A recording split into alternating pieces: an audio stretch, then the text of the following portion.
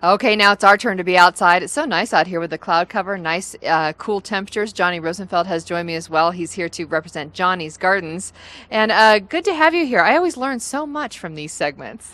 Yeah, they're short little segments, but it's really bringing out some information that people mostly aren't aware of. That's really helpful for the even amateur gardener. That's right. It's very important to have this information too so that your gardens can look as pretty as your gardens, Johnny.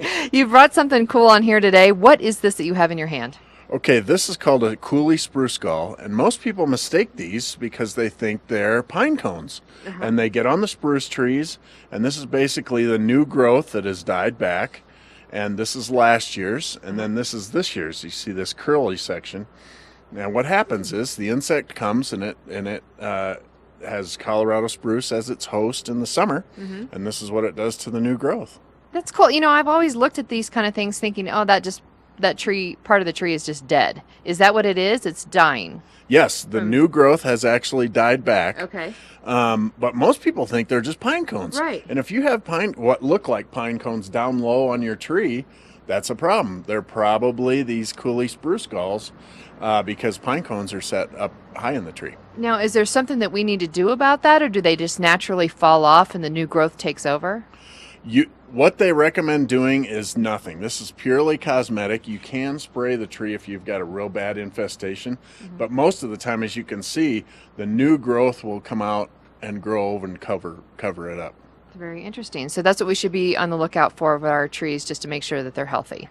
That's right. It's one of the things that'll keep them healthy. And another thing this does is it weakens the tree because you can see this piece even has needle scale. So once you start introducing multiple things that are problems with the tree, you kind of decrease the health of it, and it opens up to other problems. Well, it's basically just stressing out the tree then, I would think. Exactly. Yeah, so the just like all the rest of us, the least stress around, the healthier we are, right? That's right. That's right. We are moving into the fall season here, and there's a lot of things to think about when we are looking at our gardens and trees and lawns. What are some tips that you can give us as we move into this season?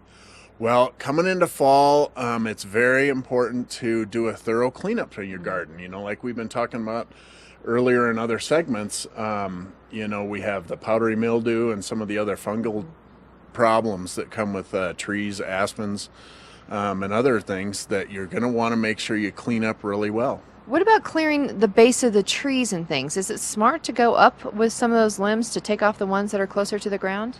Ones where you've got like spruce limbs that arch over and actually touch the ground, I would definitely get those cleaned up, and then make sure you clean up the leaves and everything out from underneath. Okay, well, terrific. And then, of course, you have all the tips, so we can stop by and see you and ask any questions that we may have on our own garden. You're going to remain open through the season? Yep, we're open now. We have just now closed for Sundays and Mondays, but we're open every other day from 10 to 6, and come on in and get your questions answered. Okay, well, I can see that it's just starting to rain here. It might be good for our flowers and our plants, but I don't know about for us. Yeah, exactly.